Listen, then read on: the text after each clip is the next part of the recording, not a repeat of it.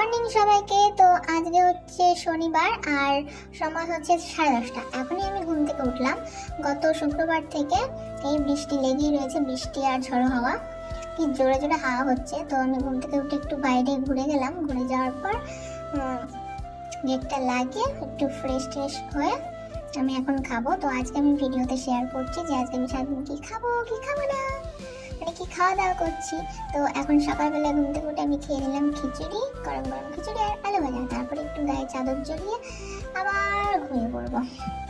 রান্না করে দিয়ে এসে এবার ঘুমিয়ে পড়বো। তারপরে ঘুম থেকে উঠে স্নান করে খিচুড়ি আর ডিমের কালিয়া খেয়ে নেবো।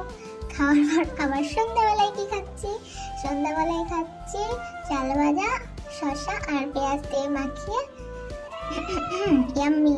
তারপরে সব লাস্টে আমি খাচ্ছি দুধ আর পাউরুটি। তো ভিডিওটা